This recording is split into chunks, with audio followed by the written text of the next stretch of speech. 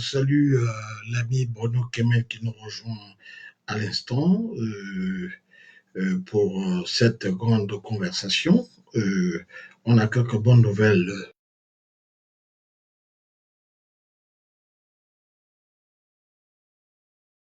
Alors les amis, on attend un peu, on a les amis qui sont là, Enjeu des Mengalais, c'est les Yvelines en France, Mimi Laure, c'est au Canada, et la patronat Franklin, que je salue, Judith Camden, une habituée, Prosper Talafossine, Grégoire Kona, les amis, on l'attend un peu et on se met au travail.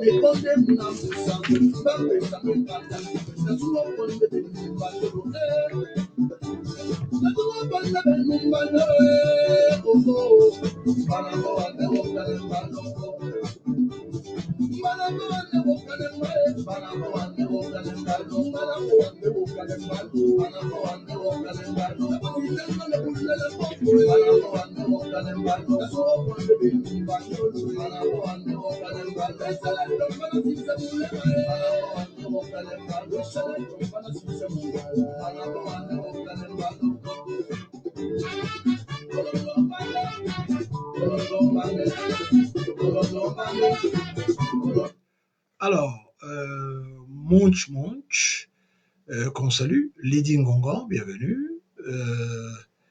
Claude Bertrand Ombéchi, c'est déjà fait Alex, les amis. Encore quelques minutes, on va lancer et on est ensemble pour au moins 2 heures de temps.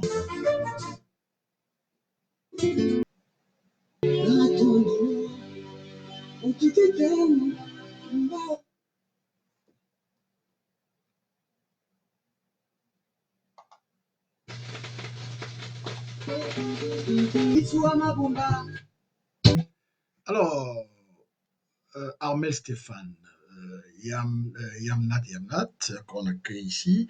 Les amis, nous sommes ensemble pour un peu plus de 2 heures de temps. Alors, restez scotchés et on va commencer.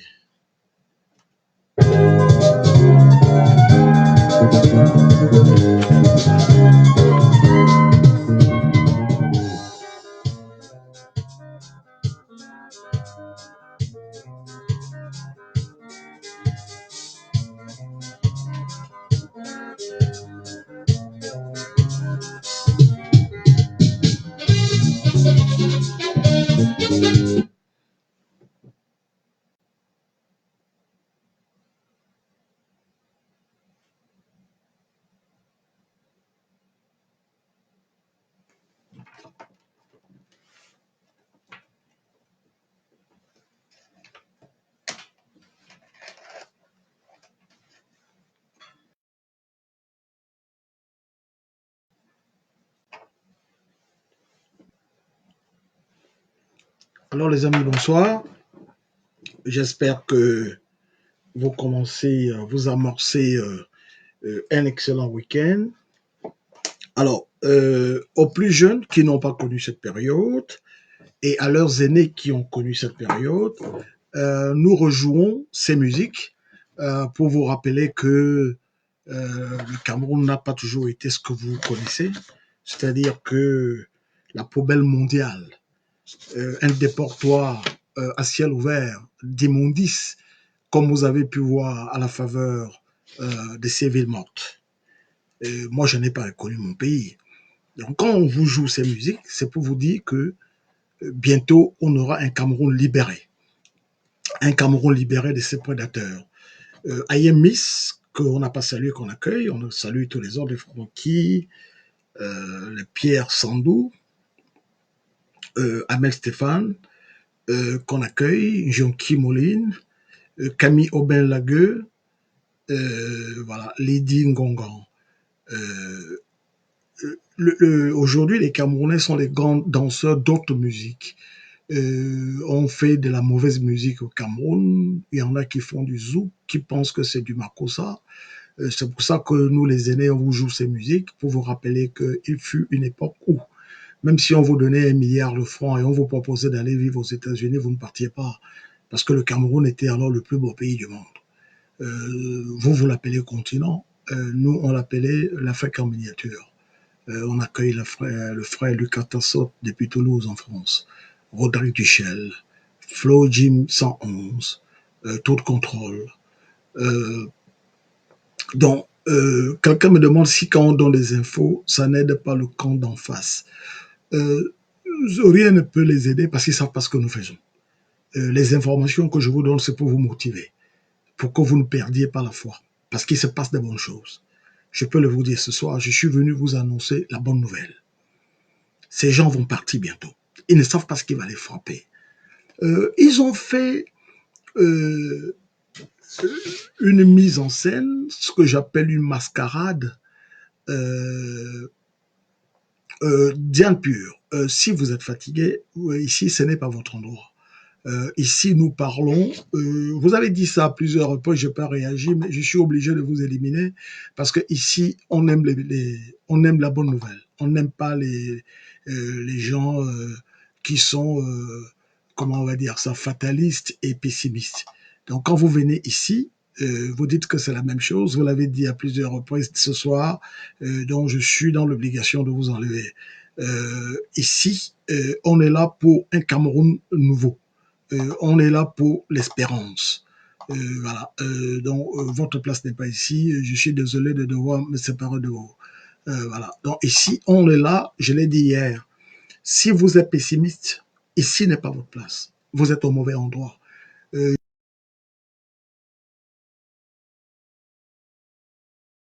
Mais c'est stratégique. Tous ces téléphones avaient été mis sur écoute. Ses collaborateurs avaient été infiltrés. Donc, on est en train de mettre en place euh, la logistique. Ceux qui ont les oreilles comprendront. Ça ne sert à rien. Le président Kamto peut venir. Le président, vous voyez le lapsus, il est intéressant. Le président Tiroma peut venir ici, vous dit voilà, je suis investi, moi aussi, je me proclame président. Et derrière ça, s'il n'y a rien, il faut une dynamique. Quand il va s'adresser à vous, on vous dit voilà, le vrai président du Cameroun, celui sur lequel vous avez majoritairement porté vos suffrages, c'est Issa Chiroma Bakary. Mais vous n'avez pas élu Chiroma pour ses beaux yeux, ou pour aller en boîte de nuit avec lui, ou pour aller en vacances avec lui. Vous l'avez élu parce que vous lui avez confié votre destin. Rappelez-vous les fondamentaux de la démocratie, les fondamentaux de l'élection. C'est le principe pour chaque citoyen de disposer de la latitude ou de la faculté de désigner le ou les dirigeants de sa préférence. Vous l'avez fait. Mais quand vous désignez un dirigeant, euh, il est votre mandataire. En français simple, il travaille pour vous. S'il ne remplit pas sa part de contrat, vous le congédiez. Donc, si le président élu, Chiroma vient vous dire, voilà, c'est moi le président, ce qui est vrai, vous avez porté vos suffrages sur lui, mais il doit vous dire ce qu'il a l'intention de faire pour vous. Il doit vous dire comment il va implémenter le programme, le projet de société sur la base duquel vous lui avez fait confiance. Et dans quelle séquence? Il ne va pas venir vous dire, voilà, c'est moi Tiroma, je suis le plus beau, vous m'avez élu, et après, qu'est-ce qu'on fait? Donc, il faut une suite, il faut une continuité. Que M. Biya dise qu'il a gagné l'élection, c'est normal. Qu'il triche l'élection, c'est normal. Parce qu'après 43 ans au pouvoir, on ajoute à ça les 20 autres années qu'il a passées dans les arcanes du pouvoir. Ça fait 63 ans. Qu'est-ce qu'ils savent faire d'autre que de voler, que de piller Ahmad Bashi me dit qu'on a peur de l'usure. Il n'y a pas d'usure. Le président Chiroma a fait ce qu'il pouvait faire. C'est-à-dire, il a porté devant vous un projet de société que vous avez approuvé en lui accordant la majorité de vos suffrages. Le camp d'en face empêche cela en utilisant une force illégitime. Ce à quoi nous avons l'intention, puisque c'est le seul moyen dont il dispose, mais je peux vous dire qu'il y a des négociations. Il y a des négociations auxquelles nous disons non. Je ne vais pas dévaler, je ne vais pas tout déballer à la face du monde, mais il y a des négociations et Paul Biya sera débranché. Le spectacle qu'ils ont donné hier, ils ont montré, ils se sont tirés une balle dans le pied. Il s'est passé plusieurs choses. Il y a eu une élection à laquelle vous avez répondu massivement. La communauté internationale a vu. Si vous avez pu voir des fraudes massives éventrées en mondovision, les autres les ont vues. Au Cameroun, il y a des chancelleries qui ont vu cela. À Washington, à Londres, à Paris, à Berlin, à Madrid, à Lublin, à Montréal, à Ottawa, on a vu tout cela en direct. Secondo, tout le monde sait que on accueille la combattante Mirabet Chamba, on accueille la combattante Chancerie depuis l'Allemagne, Aïchata qu'on accueille également ici. Donc, les jeunes que vous avez vus sortir manifester, ce n'était pas pour plébisciter Issa Chiroma, c'était pour dire le vote, le résultat que vous annoncez ne correspond pas au mandat que nous avons donné à Issa Chiroma Bakari. Mandat que nous lui avons donné sur la base du projet de société qu'il nous a présenté et que nous avons approuvé. Raison pour laquelle nous lui avons accordé un préjugé favorable, nonobstant ses errements passés au sein du régime. Nous lui accordons un préjugé favorable et nous lui accordons une deuxième chance. À charge pour lui, il a signé des engagements. Avant l'élection, vous avez été nombreux à me demander qu'est-ce qui nous fait dire que Issa Chiroma, cette fois-ci, dit la vérité. S'il changeait la parole, parce qu'il a dit qu'il est le candidat de transition et de passation, s'il changeait de parole, je vous ai dit non, il a pris des engagements. L'engouement avec lequel on aura tout fait pour l'installer au pouvoir, s'il ne tenait pas parole, c'est avec la même méthode qu'on le renverrait. Et les choses avancent. C'est ce que je peux vous dire. Vous n'avez pas de raison de vous inquiéter. Nous travaillons sur le temps long. Ces gens donnent en public, ils jouent les arrogants, ils jouent les triomphalistes, mais en privé, ils sont en train de négocier. Le président Chiroma, ça je peux vous dire, dit qu'il est ouvert à la négociation à la seule condition qu'on avalise l'expression du suffrage des Camerounais. C'est la seule négociation qu'il accepte. Donc il se passe des choses. Je vous ai toujours dit, nous ne sommes pas seuls au monde. Le Cameroun, c'est quoi? C'est 475 000 km². C'est un peu moins de 40 millions d'habitants. Vous avez des exemples sur la Terre. Mobutu avait été mis là par les Occidentaux. C'est eux qui l'ont remercié avec un gros coup de pied par le derrière. Paul Biya, si François Mitterrand n'avait pas été là, il aurait été renversé. Pas en 1984, mais en 1988, lorsque les Nzemeka voulaient se débarrasser de lui et que François Mitterrand est intervenu pour mettre de l'ordre dans tout cela. Donc, De Gaulle avait dit, les États n'ont pas d'amis, ils n'ont que les amitiés de leurs intérêts. Paul Biya a montré à la face du monde qu'il ne contrôle plus rien. Vous n'êtes pas les seuls, les Camerounais, à faire cette lecture.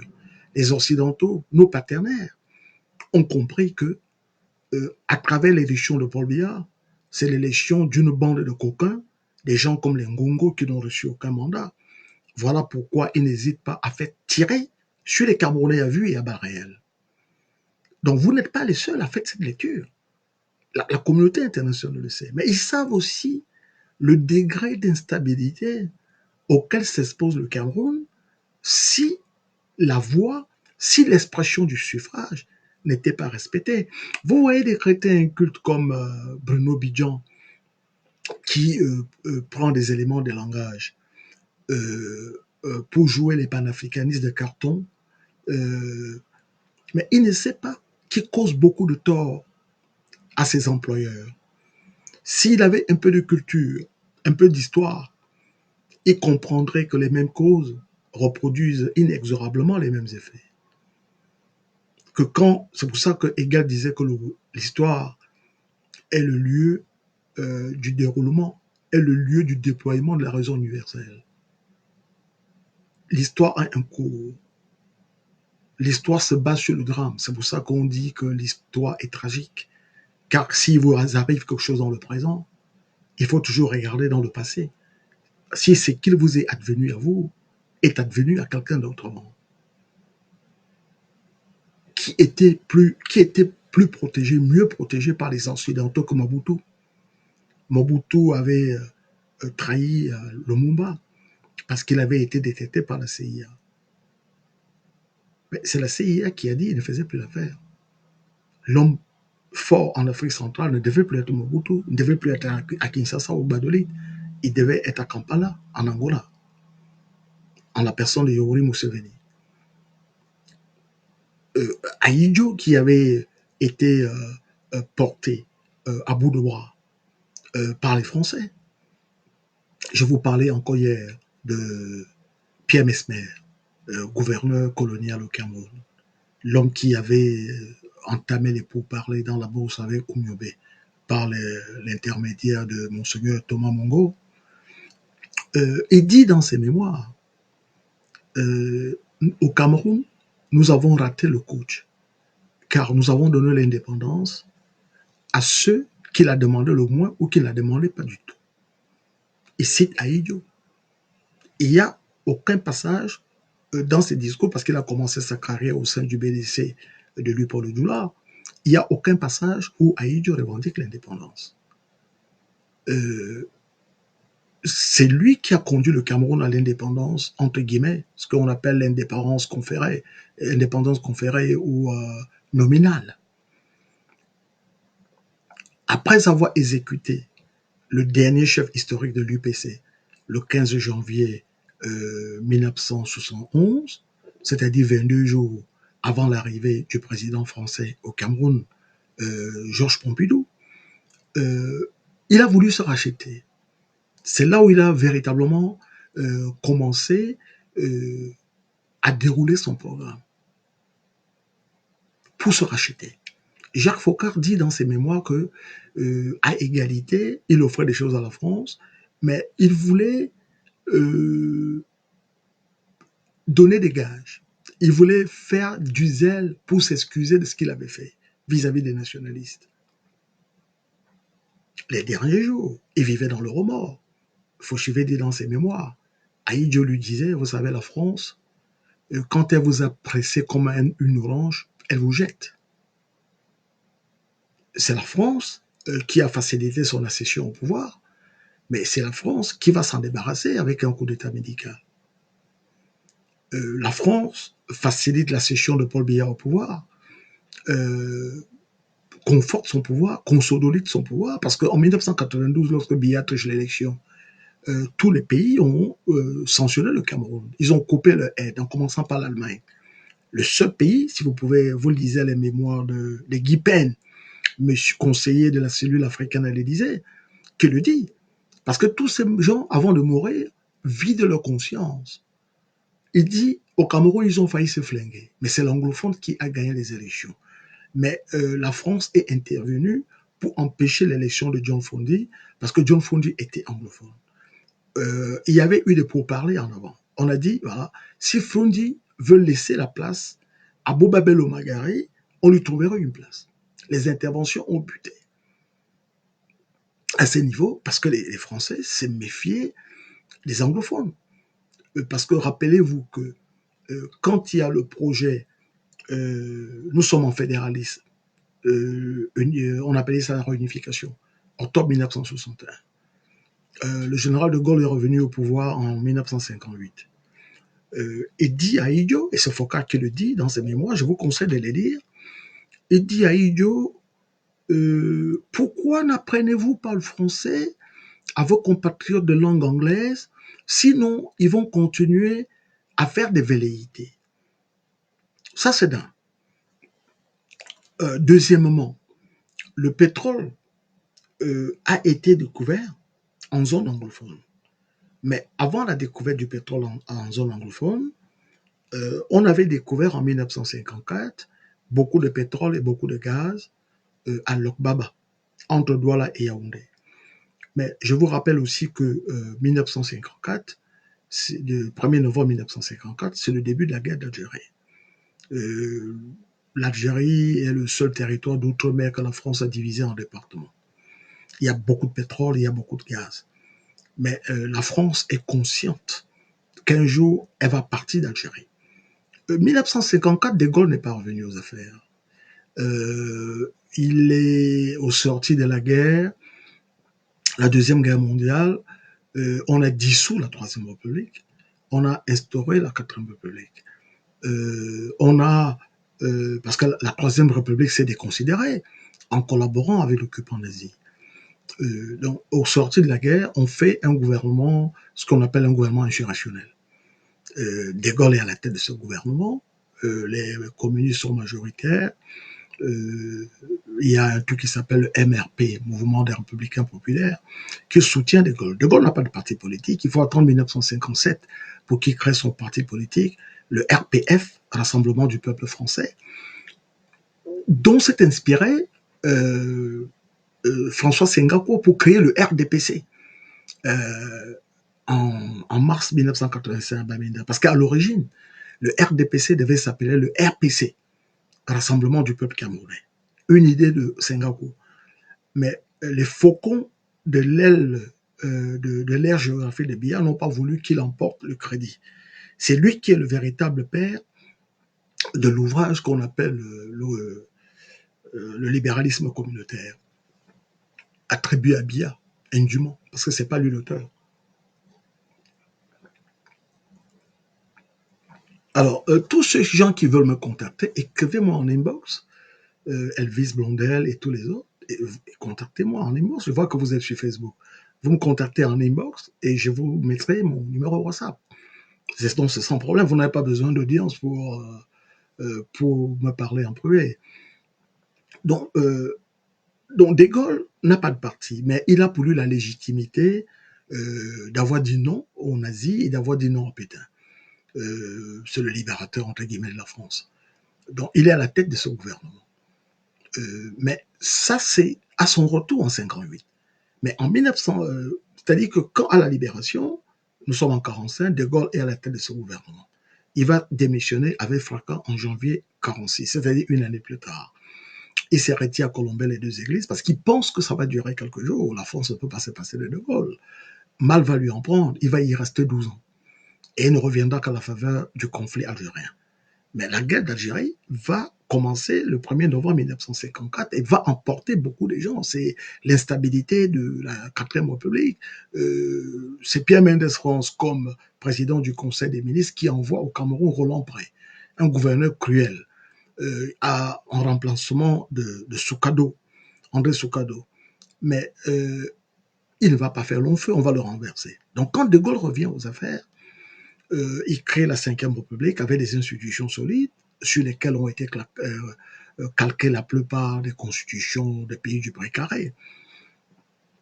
Donc, il ne faut pas perdre les colonies. Il faut que la France mette les hommes sûrs. Dans l'opposition, dans la résistance, De Gaulle sent que la France peut perdre son empire. La France croule, pas sous les dettes, mais la misère. Les gens ont faim en France. Il y a des gens qui n'ont pas de chaussures, ils emballent les pieds avec des chiffons.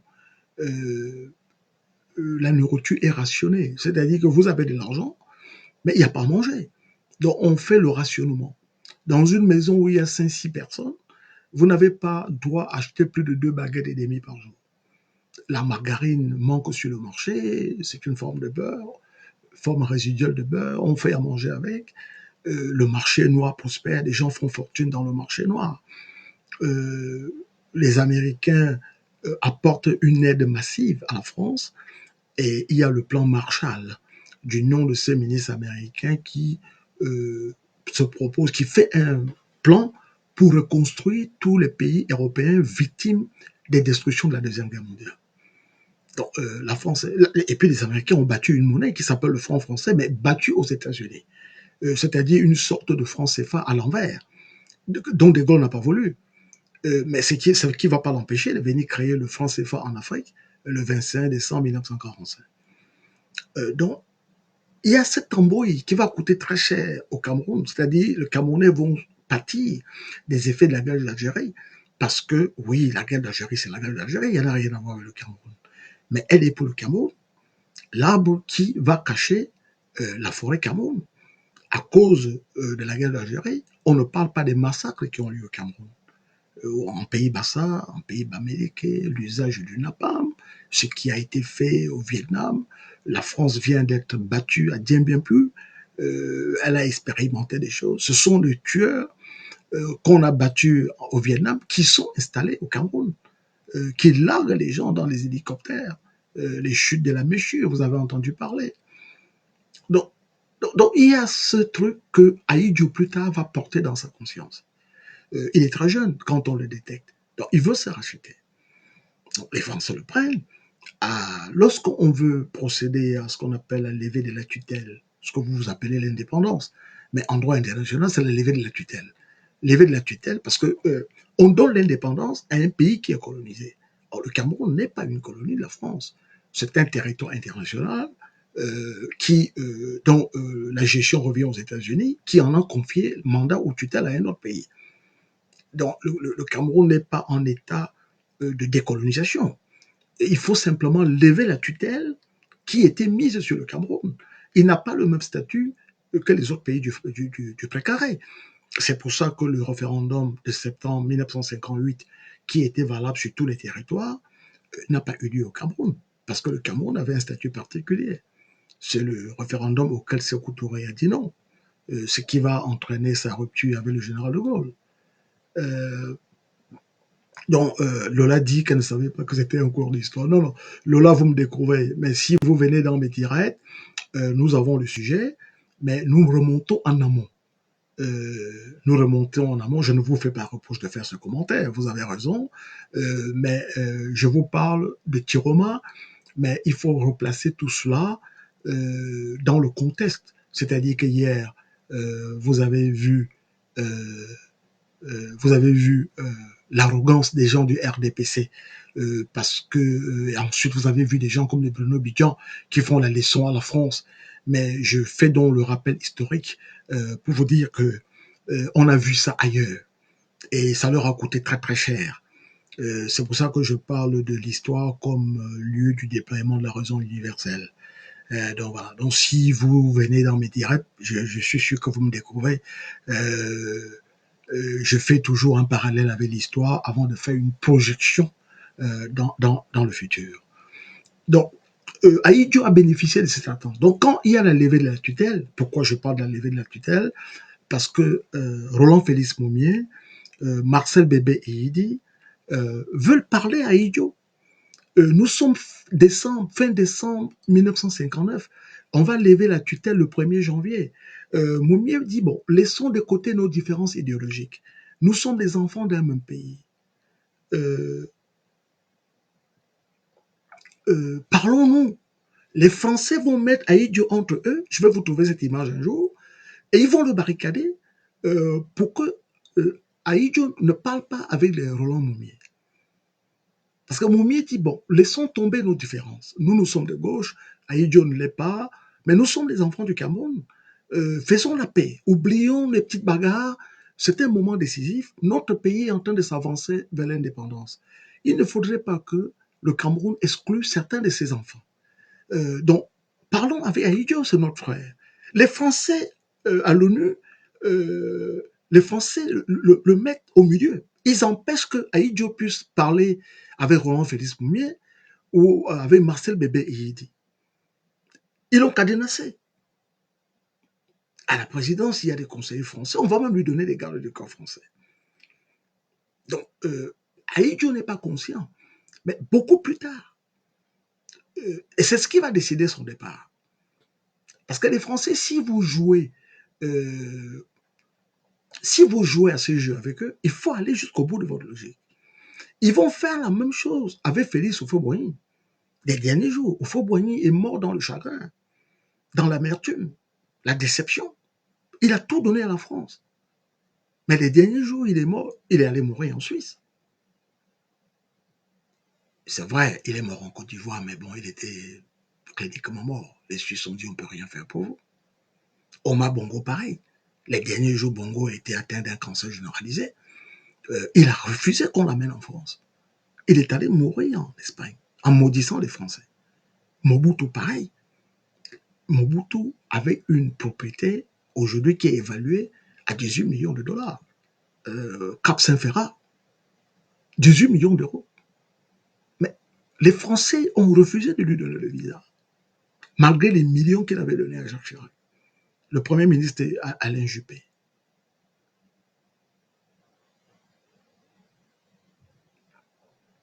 Donc, ils finissent tous comme ça. Donc, Monsieur Bidjan, qui ne connaît pas l'histoire, pense qu'il peut faire. Mais il ne sait pas que sans les Français, Biya ne serait jamais arrivé au pouvoir. Biya ne serait pas resté au pouvoir.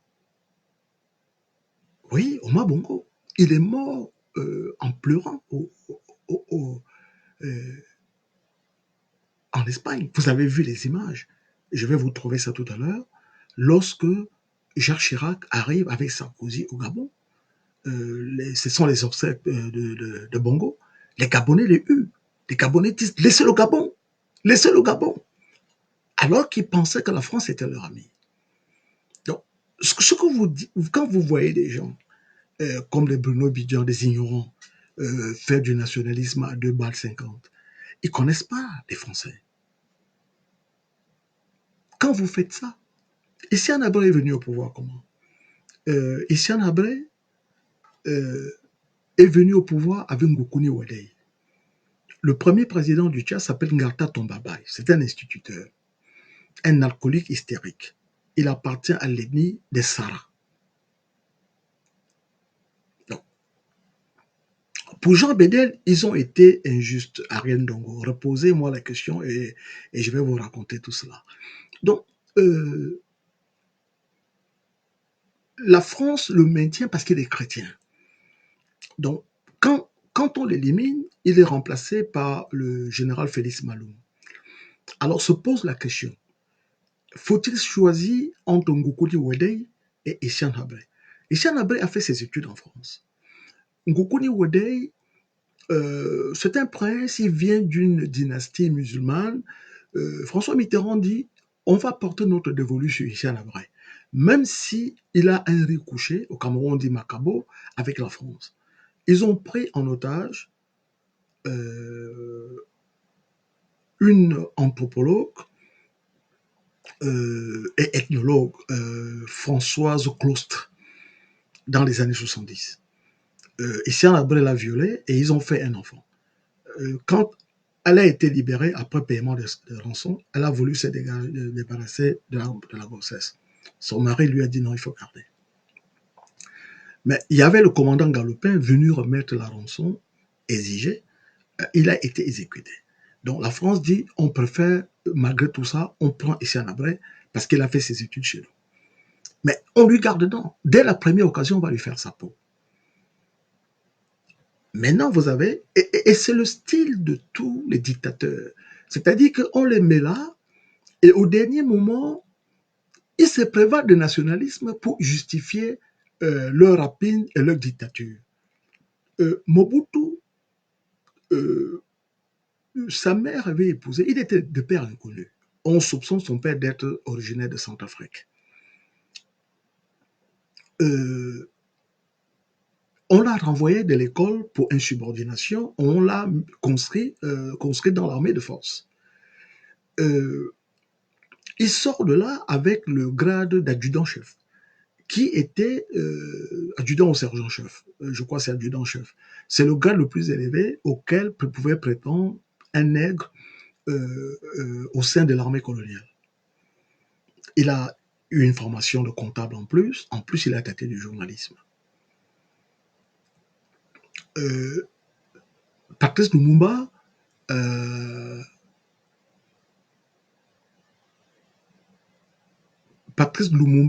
vous vous trompez, le père de Mobutu n'était pas togolais.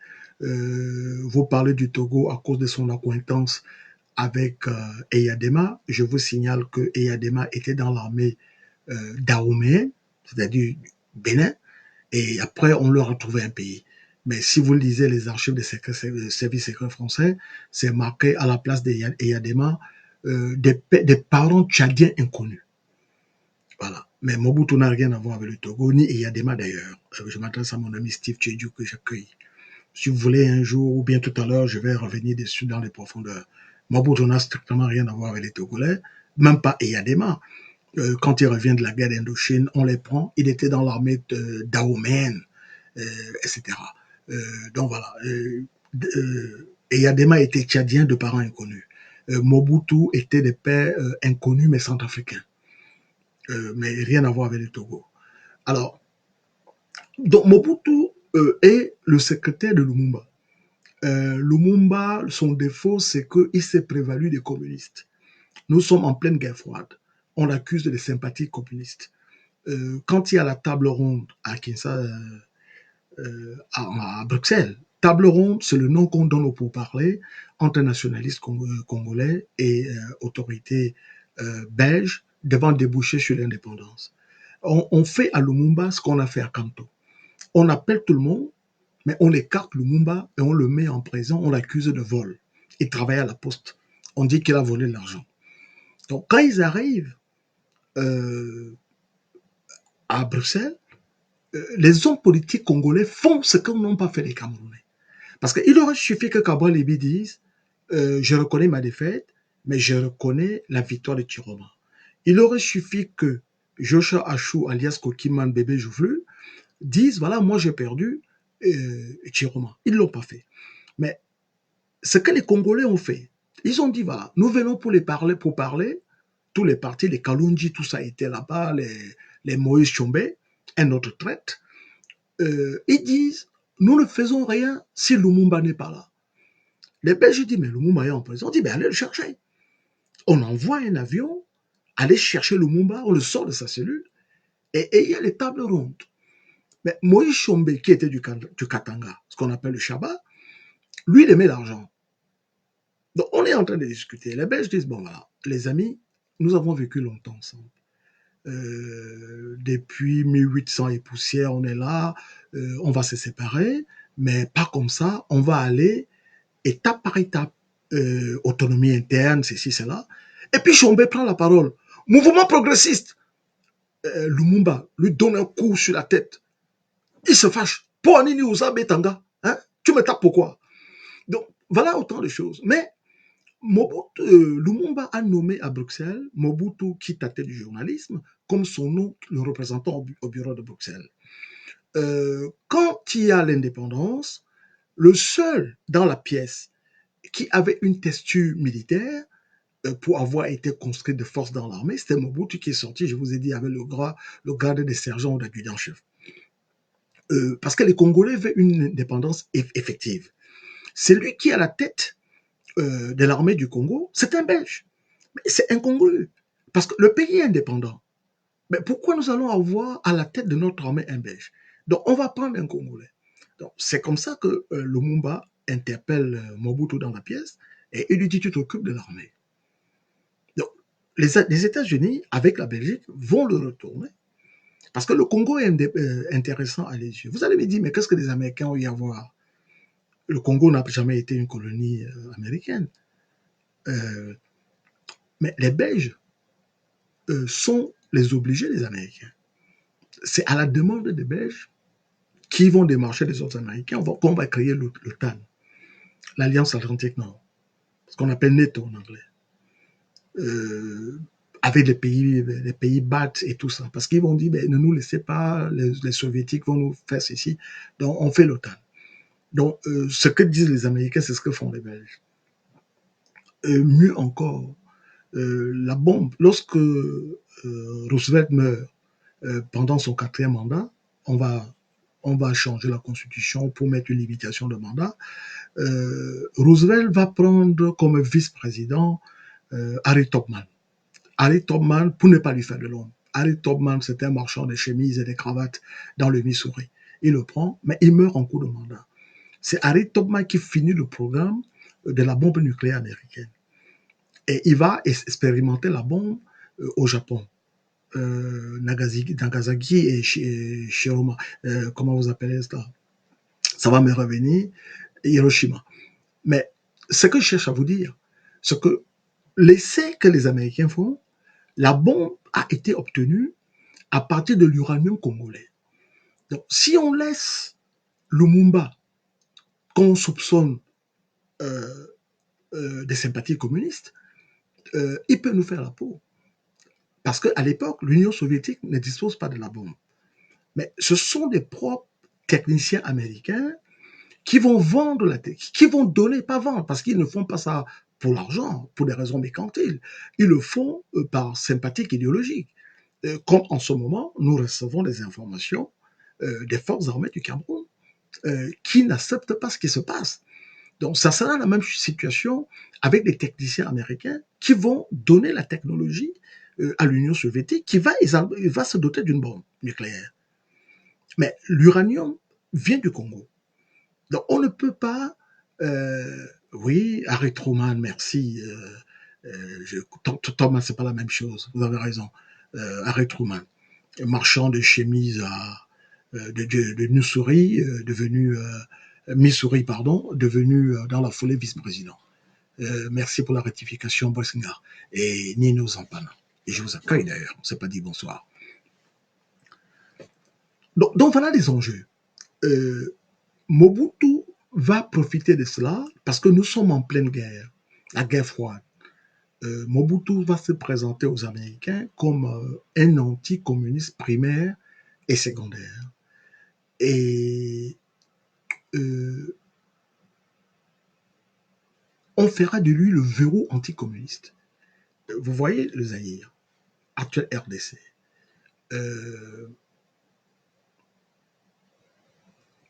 À côté de lui, vous avez l'Angola, pays communiste. Vous avez la Zambie. Vous avez le Mozambique. Donc Mobutu, c'est celui qui est le paravent contre le communisme. Les hommes à lui vont aller se battre. Les gens de son armée d'élite, l'élite de son armée, ils vont aller se battre en Angola. Il va perdre des hommes de valeur là-bas. Il y a une rébellion. L'UNITA, un mouvement qui s'oppose aux nationalistes, d'obédience capitaliste. Les Américains vont utiliser le Zaïre pour fournir Jonas Savimbi, le patron de l'UNITA. Donc, il y a ce... Donc, Mobutu, c'est un homme à eux. Mais les choses vont changer. Parce qu'il prend parti pour les républicains. Il finance leur campagne. Chaque fois qu'il y a une élection aux États-Unis et que les républicains la gagnent, il va savoir le champagne avec eux. Mais il y a un jeune étudiant américain. Il est étudiant à Oxford, en Angleterre. Il s'appelle Bill Clinton. Il finit ses études, il rentre, il est gouverneur d'Arkansas. Quand il devient président, il dit « J'étais étudiant, ce type était déjà président. Je suis devenu gouverneur de l'Arkansas, il était toujours président. Je suis moi-même devenu président, il est toujours président. Il faut qu'il parte. On va mettre en place des gens pour le dégager. » Et Biya va subir le même sort. Parce que Biya ne fait plus l'affaire. Il y a la conférence nationale. Ça a commencé comme ça a commencé au Cameroun. Au Cameroun, il n'y a pas de conférence nationale. Biya dit, sous la dictée de Yvon Homès, l'ancien ambassadeur de France, qui est arrivé à l'âge de faire valoir ses droits à la retraite, traverse la rue avec ses armes et bagages, il va s'installer à Etoudi, véritable président bis du Cameroun. c'est lui qui empêche la conférence nationale, c'est lui qui donne l'idée de la tripartite pour empêcher tout cela, c'est lui qui est à l'origine des représailles des Villemontes. C'est lui qui est à l'origine des représailles de ce qu'on a appelé les manifestations de la faim. C'est lui qui donne l'idée du commandement opérationnel où on a massacré des gens, des enfants, des gens qui ont disparu et dont on n'a pas de nouvelles jusqu'aujourd'hui. Donc c'est lui. Mais les choses évoluent. Vous avez suivi les confidences d'Amadou Ali à l'ambassadrice des États-Unis. L'ambassadrice des États-Unis lui pose la question de savoir ce que les nordistes ont l'intention de faire avant l'élection de 2011. Amadou Ali lui dit tant que Biya veut rester au pouvoir et qu'il est en état de gouverner, nous, les gens du Nord, Grand Nord, nous allons le supporter. Mais après lui, il sera hors de question qu'on supporte encore quelqu'un de l'ère géographique de Paul Biya. Issa Tiroma, qui est un fin stratège, il dit aux journalistes, mais en réalité, il ne s'adresse pas aux journalistes, parce qu'il sait que Biya essuie toutes ces questions. Il dit, nous allons accompagner Paul Biya jusqu'à la fin de sa carrière politique. Mais en disant cela, il a endormi Paul Biya, parce qu'il attend le moment propice. Mais quand il dit, nous allons... alors, on me dit qu'il y a des gens en faux profil avec un langage inacceptable. Alors, on va voir si on peut faire le ménage rapidement, les gars. Alors, qu'est-ce qui... alors, le Mozambique n'est pas du tout traitement adjacent à la RDPC. Oui, Alino Chira, je vous réponds, on n'a pas dit que c'était adjacent. C'était des pays d'obédience communiste, Alino Chira. Et c'est pour ça que le premier président du Mozambique a été victime d'un attentat d'Afrique du Sud, dont le propos n'était pas dit que c'était adjacent. Ce sont les pays d'obédience communiste, c'est ce que j'ai dit. J'ai pas dit que les pays qui faisaient frontière. J'ai cité le Mozambique parce que Samora Machel, peut-être que ça vous dit quelque chose, vous qui semblez connaître l'histoire, l'époux en première noce de la deuxième femme de Mandela, Samora Machel, l'homme qui disait le jour où vous entendrez les blancs dire du bien de moi, c'est que sachez que je vous ai trahi, il a été victime d'un attentat en 1986 à cause de ses sympathiques soviétiques. Alors Biya, je dis Biya, Mobutu, qui s'était prévalu de la posture d'anti-communiste, était comme le paravent contre ces pays. On les appelait les pays de la ligne de front. Front de quoi? Anti-apartheid. Parce que l'Afrique du Sud était soutenue par la Grande-Bretagne et les États-Unis d'Amérique. Voilà. Donc, revoyez, ou alors vous m'avez mal compris, personne n'a dit que le Mozambique était territorialement adjacent. C'était la même chose avec le Mozambique, parce qu'ils avaient la même situation idéologique, etc. Alors, je continue. Exactement comme toi en ce moment, c'est Klaus. Alors, oui, très bien, c'est Klaus Elim Judas qui donne les hommes. Tout à fait, c'est vrai. Bobo, on vous observe. Alors, précisément. Alors, je lis un commentaire là rapidement, les amis.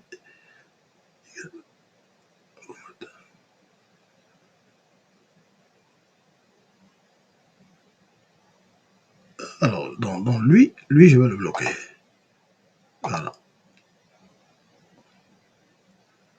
Alors, tous les gens qui traînent des propos discourtois, on va les enlever parce qu'on est là pour échanger. Vous pouvez contredire tout ce que je dis. On est là pour apprendre et voilà. Donc, si vous avez des éclaircissements, apportez-les. C'est pour ça qu'on est là. Alors, Blondel met son numéro que je prends. Alors, il y a un qui me demande pourquoi je m'appelle Dupont, je vais le bloquer, parce que moi, je ne vous demande pas pourquoi vous vous appelez. On n'est pas devant un juge d'instruction ici. Alors, reply, alors celui-là, on a enlevé. Alors, cette affaire de midi arrive vraiment loin. Question que vous allez me poser à la fin. Alors, celui-là aussi, on va le bloquer. Et Bruno Billon de ce temps. Voilà, bonjour. Très bien. Excellente question, Alino Schirrer. Les membres du pouvoir actuel.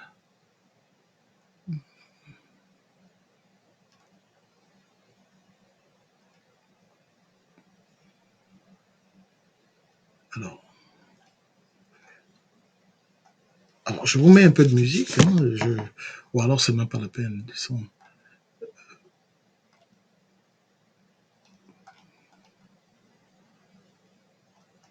Merci, les amis, tous ceux qui nous apportent des encouragements. Alors, on va y aller. Donc, tous ces régimes finissent pareil. Tous ces régimes qui, à un moment ou un autre, se comportent de la sorte, finissent pareil. Mais ils ne savent pas parce qu'ils se disent que avec eux, ça va se passer autrement. Ils n'apprennent pas des erreurs de leurs homologues. Alors, on va ranger chez nos amis TikTok.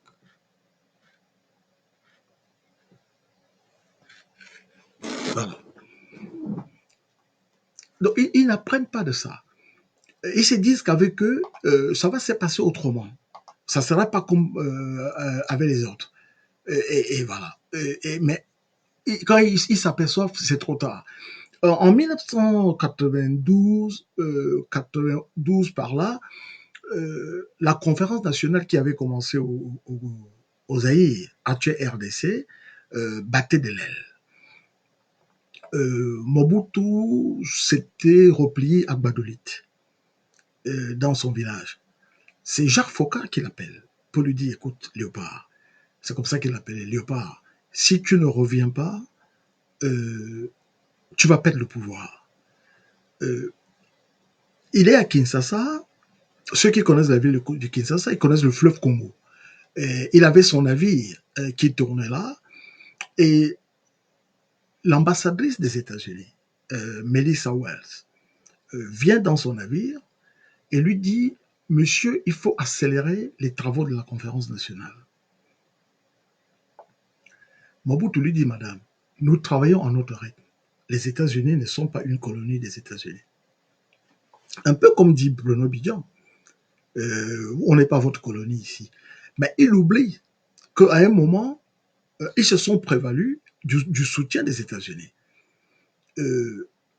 L'ambassadrice lui dit, vous n'avez plus vos amis républicains à la Maison-Blanche. Voilà. Nous allons vous faire partir. Donc, elle est partie de Kinshasa.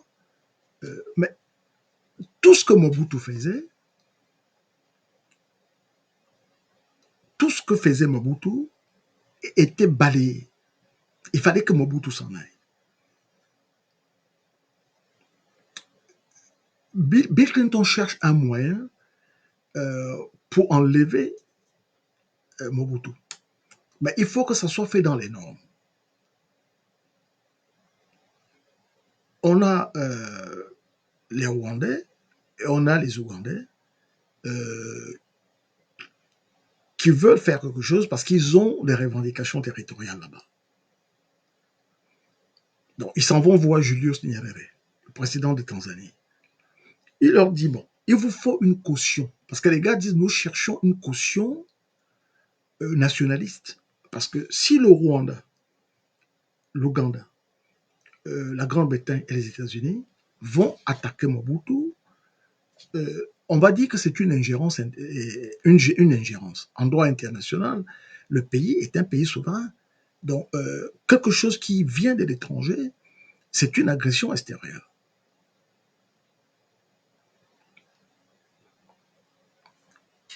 Donc, on dit, on va voir Julius Nyerere. Julius Nyerere dit, je connais un garçon que je vous recommande, Laurent Désiré Kabila. C'est un ancien gendarme katangais. C'est un fidèle de Lumumba, un nostalgique de Lumumba. Allez le voir. Bon, Kabila il escroquait les Chinois, il disait qu'il allait devenir président, il allait leur donner des choses. Il habitait dans les monts de Romzere là-bas. Euh, il prenait des gens en otage, il faisait du trafic du diamant, etc., des petits larcins. Euh, il dit, donnez-lui un peu d'argent, il va faire l'affaire. Vous allez vous en servir comme de caution nationaliste pour attaquer Mobutu. Donc en 1996, on le rencontre, les pourparlers aboutissent sur un deal, on lui donne 250 millions de dollars. Et signe la cession de plusieurs endroits du pays. Une partie du Katanga, ce qu'on appelle le Chaba, et une partie du nord du pays. Des endroits comme Ngoma, Bukavu, tout ça. Donc on veut se débarrasser de lui. Donc, ce que les amis de Biya ne savent pas, vous ne pouvez pas vous revendiquer, vous ne pouvez pas avoir la poule et ses œufs. Et vous organisez quelque chose, cette mascarade où vous dites on est nationaliste, on est ceci. Ça ne va pas se passer comme ça. Parce que les gens de la communauté internationale, ils tiennent compte du contexte. C'est-à-dire que quand le peuple a évolué, on évolue avec lui. Ils voient ce qui se passe euh, au niveau de l'AS. Ils disent, on a fait des bêtises là-bas, on a perdu les intérêts parce que les pays de l'AES sont en train de basculer dans le giron russe. Alors qu'il aurait suffi qu'on se désolidarisât de ces leaders corrompus pour avoir un peu de crédibilité. Donc c'est ce qui va se passer au Cameroun. Parce qu'ils ont des représentants là-bas, ils voient que la température est en train de monter, que les jeunes sont impatients et que le langage est de plus en plus à la conscientisation. Vous avez des jeunes qui ne se laissent pas compter, ils ont des instruments à leur disposition pour juger d'eux-mêmes, et ça peut faire mal. Mais quand on ajoute à cela la position géographique du Cameroun, pays du Golfe de Guinée, pays situé à l'intersection du Golfe de Guinée, s'il y a un début de trouble au Cameroun, prenez l'exemple du port. Le Tchad n'est pas un pays littoral. Leurs marchandises doivent transiter par le port de Douala. La même chose pour la République centrafricaine. Il suffit qu'il y ait un blocage pour que ces pays-là en pâtissent. Alors, vous demandez Dicalo, qui dit pourquoi ce silence du président Chiroma. Non, il n'y a pas de silence. Il y a un temps pour parler et il y a un temps pour agir. Je vous ai dit que le président Chiroma s'adressera à vous très très prochainement. Il est en train de mettre en place certaines choses pour vous donner la marche à suivre. Parce que vous vous attendiez à quoi? Que parce qu'on a eu une investiture hier ou une prestation de serment bidon, une gesticulation, et que lui aussi se mette à parler. Donc, il y a des choses qui se font. Jérôme n'est pas au Nigeria, monsieur. Il est revenu au Cameroun depuis mercredi soir. Voilà, donc il y a quelqu'un qui dit ne faire absolument rien. On va se débarrasser de lui, gentiment. Voilà. On continue avec ceux qui sont plus courtois. Voilà. Très bien.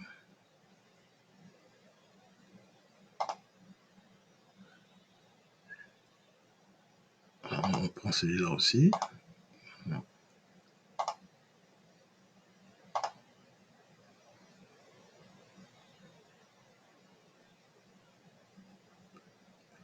Alors, quelqu'un me dit on a posté des informations sur les comptes. Est-ce qu'on les a postées ici? Si on les a postées ici, je vais les lire de gaieté de cœur. C'est lui qui m'écrit là pour me parler de ça. Ça nous intéresse. Si on les a postées ici, voilà, nous allons. Alors, on dit, c'est mon ami John Martin qui me dit, il y a un événement. Alors, on va agrandir ça. il y a un événement qui est passé inaperçu au Cameroun peu avant les élections. C'est la visite du grand responsable de la gendarmerie française qui a été accueillie, réunion à l'appui par tous les responsables de l'armée et milice. Pourquoi cette visite suspecte? Je ne suis pas au courant, vous me donnez l'information. Voilà. Euh, je vais, euh, je vais me renseigner et on en parlera. Mais là, c'est vous qui me donnez l'information. Alors, tout le monde, l'autre me dit, on est impatient, il faut nous comprendre. Vous avez raison. Euh, il y a pas mal de ces téléphones qui avaient été infiltrés.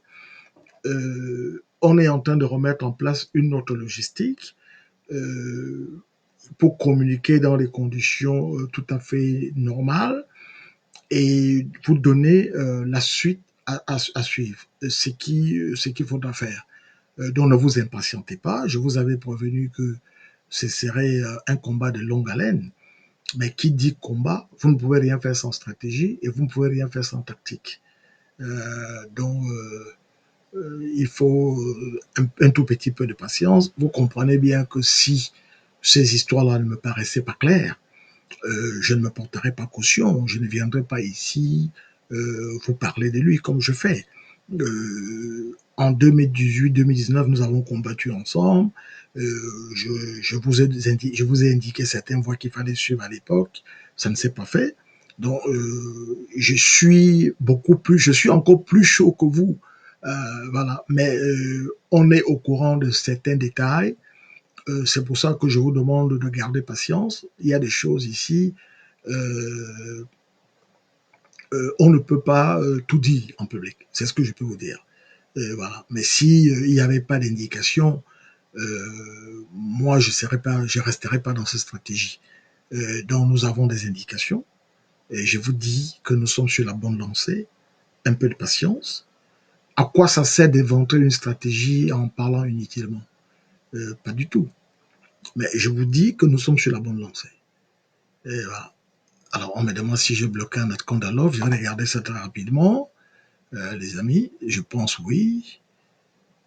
Je pense l'avoir fait. Sinon, je refais ça. Merci de me signaler. Ces gens de personnes qui viennent perturber le flot de notre récit. Voilà. Anaconda, alors, on regarde ça, les amis. Un peu. Oh, voilà. God Grace Virginia, que je n'ai pas salué depuis. C'est elle qui m'a posé la question. God Grace. Non, je n'ai pas lu. Si vous avez ça, repostez et je vais le lire. God Grace Virginia. Alors, Anaconda, je pense l'avoir viré celui-là. Je pense que c'est fait, hein, les amis. Je ne le trouve pas. Donc, il est parti. Son avis s'appelle... Oui, le Tata Morimedi, son avis s'appelait... Non, ça s'appelle le Camagnola. Le Camagnola. Camagnola, vous avez rectifié, c'est vrai, vous avez raison. Aruna Sangou, qu'on salue. Ayato également. Il me dit de lire son message. Repostez-les, je ne l'ai pas vu. Aruna Sangou. Ayato Amadou. Voilà. Donc, les amis, un peu de patience. Un peu de patience. Ça va se faire bientôt. Euh, mais vous savez, on ne chasse pas une dictature presque cinquantenaire avec de l'huile de vinaigre. Euh, L'autre me dit comment n'est pas organisé une marche à Yaoundé venant de tout le Cameroun à pied à vélo. Ça servirait à quoi? On ne va pas organiser une marche vis-à-vis des gens qui sont insensibles aux questions de vie humaine. Voilà pourquoi je vous avais dit que si vous respectez les villes mortes, ce qui a été respecté, c'était un succès. Après, il y aura une autre phase. Et cette phase, on est en train de la dérouler. Voilà, on est en train de la dérouler. Les choses vont se faire. Et vous verrez. Et on a beaucoup d'étapes devant nous. Et nous allons les suivre ensemble, les amis. Donc, ne vous inquiétez pas. Moi, si ça ne me paraissait pas crédible, je n'y associerai pas ma voix. Je m'en déférerai tout de suite. Je vous ai dit, avec ou sans Chiroma, ça va se faire. Mais c'est le vecteur, c'est le catalyseur de celui qui catalyse tout ça. Euh, je sais ce qui va se passer. Et c'est dans l'intérêt des Camerounais. C'est dans l'intérêt de notre résistance. Nous avons reçu aujourd'hui des garanties, parce que souvenez-vous que j'avais dit que vendredi, à partir de minuit, on bloquerait tout. Mais nous avons reçu certaines offres de services. Nous avons reçu la garantie de la plupart des préfets, des sous-préfets et des gouverneurs. Parce que quand De Gaulle disait qu'une politique qui ne serve pas l'intérêt du genre humain est vouée à l'échec, on tient compte de certaines choses. Nous avons reçu des éclaircissements et de certains préfets et nous en tenons compte. Voilà. Et nous sommes satisfaits de ce que nous avons compris. Parce qu'en toute chose, il faut être humain. Vous avez des pères de famille qui sont là-bas, ils sont des préfets contre leur gré, ils font le truc minimum. Certains nous ont envoyé des ordres, des menaces, non seulement d'Atangandji, mais les assassins professionnels du régime qui les menacent. Donc, ils font ce qu'ils peuvent faire humainement. Je vous ai parlé l'autre jour de la notion de la compassion et de la commisération. Quel que soit ce que vous voulez faire, si vous n'avez pas la capacité de vous mettre à la place d'autrui, à la place de votre semblable, vous n'avez pas la capacité de voir en votre semblable vous-même ce que vous ne faites rien pour le compte pour améliorer le sort de vos semblables. Il y a des préfets qui nous ont contactés, y compris le préfet de Bagno, qui avait malheureusement décidé de sceller des magasins, mais le pauvre, il n'avait pas de choix. C'est la même chose pour le sous-préfet de Douala qui a commencé à sceller les magasins. Nous avons échangé avec lui. Je vous dirai pas le reste de notre conversation, mais ça nous conforte dans l'idée que ce régime doit partir. Ces régimes qui intimident tous les Camerounais, qui menacent les pères de famille, qui procèdent à des chantages, à des menaces d'assassinat, y compris des préfets et des sous-préfets. C'est Senghor qui disait, quand on lui disait que l'armée sénégalaise va tirer sur des populations, il disait un militaire sénégalais n'est jamais qu'un Sénégalais habillé en militaire. Et on a fait notre réunion aujourd'hui, on a dit, je leur ai dit, un préfet ou un sous-préfet n'est jamais qu'un Camerounais qui est habillé en sous-préfet, mais qui est victime des menaces. Donc, nous sommes satisfaits de ce que les préfets nous ont dit, de leur patriotisme. Donc, je demande aux troupes du Front patriotique camerounais de les laisser tranquilles. Ce sont des patriotes, mais ce sont des patriotes qui ont le couteau à la gorge. Ils ont le couteau sous la gorge. Ils nous ont parlé en off et nous sommes satisfaits de ce que nous avons compris. Dans certains cas, nous avons coulé des larmes. Ce qu'on fait faire à ces gens-là. Quelqu'un qui a été à l'ENAM, sorti à mission civile, il est livré au chantage, aux menaces d'un criminel de droit commun comme Atangandji.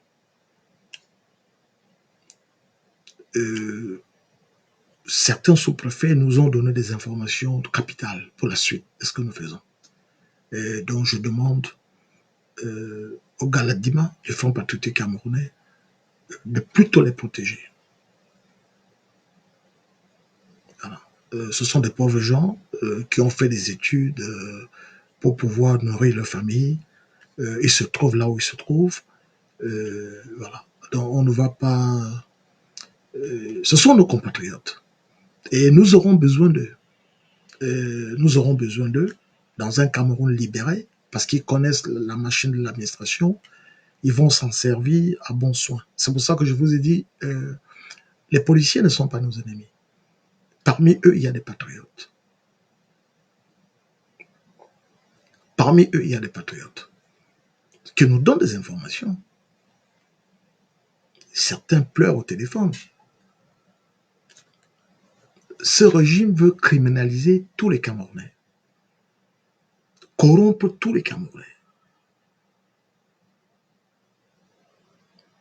Il y a des enseignants, celui qui parle du corps éducatif, il y a des enseignants qui ne sont pas payés depuis 5 ans.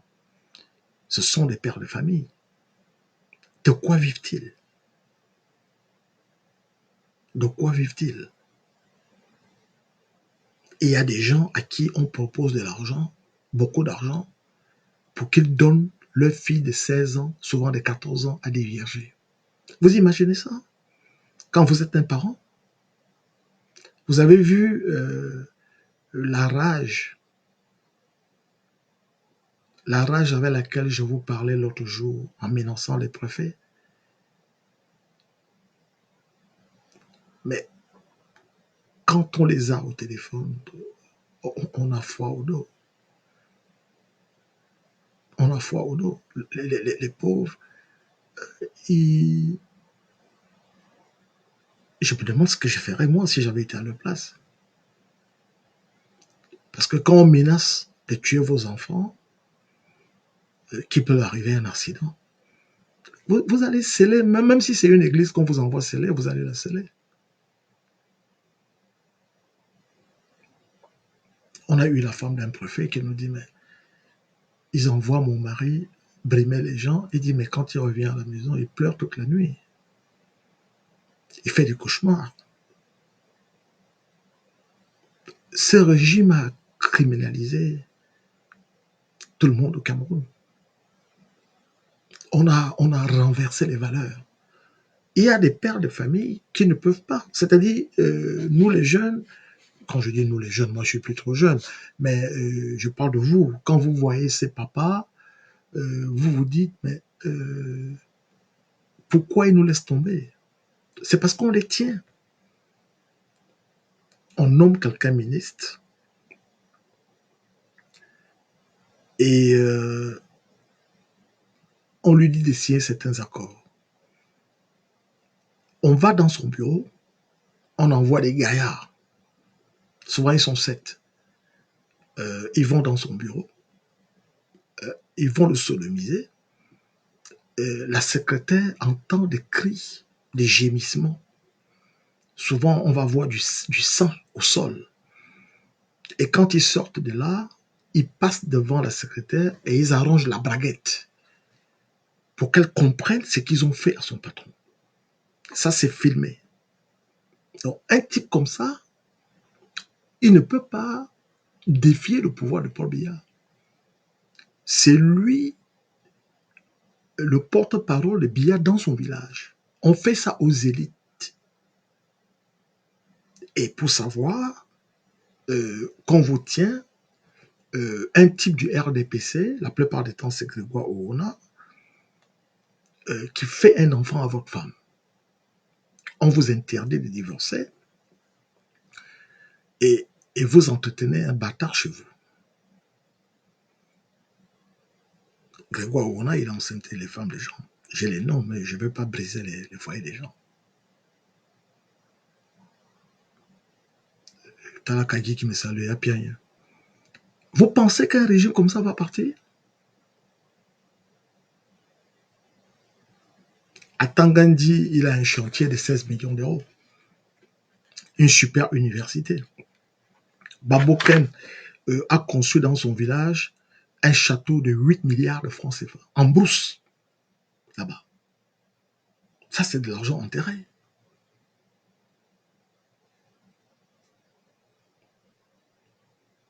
Il y a un préfet qui nous a dit, c'est là où j'ai eu les larmes aux yeux et j'ai regretté ce que j'ai dit. Il m'a dit, tonton, j'ai un oncle qui est mort dans le remords. Ils lui ont cassé une veine. Le type n'est pas un homosexuel. Ils l'ont sodomisé à 7. Et il est mort dans le déshonneur, dans le chagrin, parce que sa femme s'est suicidée. Quand vous parlez à un préfet, il vous parle comme ça, mais vous êtes détruit, vous êtes cassé en 1000 morceaux. Et je regrette d'avoir dit ça. Le type, il me dit, mon fils, si, si vous mettez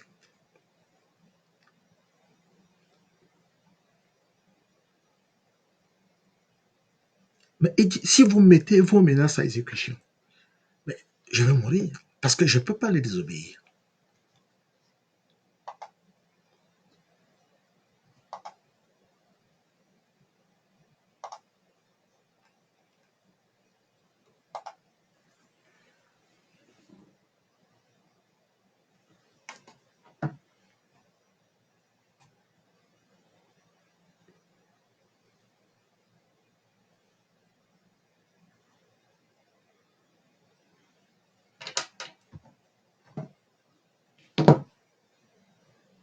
Yo, écoutez bien, je vais vous raconter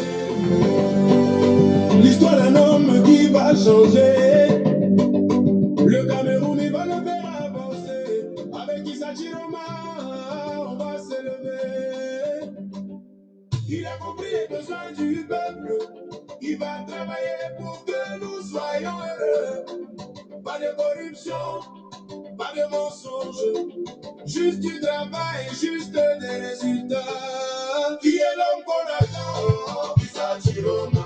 Qui va nous mener vers l'avant? Issa Chiroma. Qui va changer le Cameroun? Issa Chiroma. Il a gravi les échelons, il a payé le prix.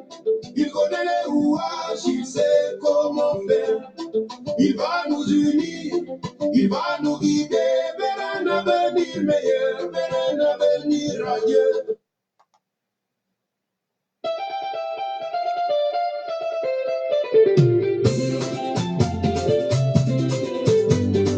Je veux la voix de Falier, Issa Chiroma, l'espoir est clair. Un leader pour le peuple, pour la nation, il va nous mener vers la progression. Au revoir, Paul Biya.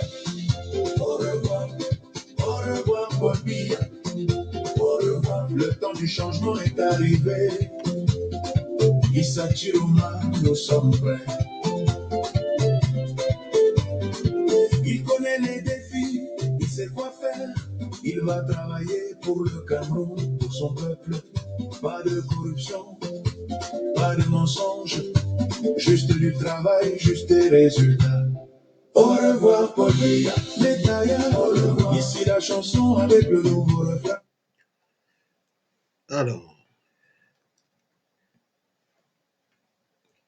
Alors les amis, vous allez m'excuser, je suis désolé, je ne peux pas continuer ce direct. Trop d'émotions. Je vous parlerai demain.